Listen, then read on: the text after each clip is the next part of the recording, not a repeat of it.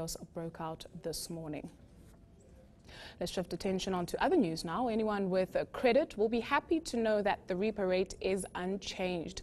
The Reserve Bank governor made the announcement a short while ago. For more on this, I'm joined by eNCA's resident economic analyst, Trudi Makhaya. Very good afternoon to you. Now, when we spoke a couple of days ago, you had predicted that this was going to happen. Any surprises? No, I think everyone's on the same page with this one. I think, there were two people on Twitter who seemed to suggest there might be a cut, two analysts, I should say. But everyone else thought this would be the time to not make a change in the repo rate and to simply pause and take advantage of some of the positive developments in the economy.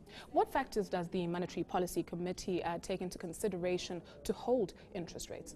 So they would be guided by the inflation outlook and what's happened with CPI coming up to this moment. Their mandate, of course, is to ensure price stability, but they'd also be looking at employment and, the health of the economy.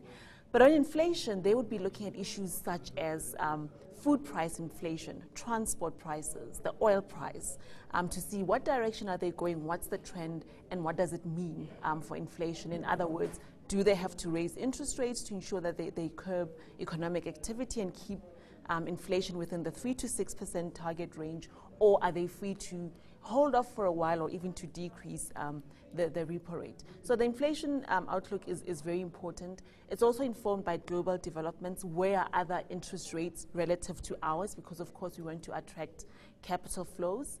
It will also look at the exchange rate because we, of course, import a lot of goods, and if the exchange rate is weakening, that would have an impact on our local inflation. Well, thank you so much for coming in and for that this afternoon. That was eNCA's resident economic analyst, Trudi Makhaya. We'll have more analysis on this and what this means for you as the consumer at 5 o'clock, so do stay with us for that.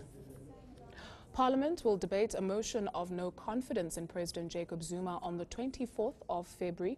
The motion was tabled by Agang. The party first brought the motion in the National Assembly in November last year. It then filed papers with the Constitutional Court requesting it be voted on by way of a secret ballot. That's so MPs can vote without fear of persecution. Agang says it's hoping the court will rule on the application soon.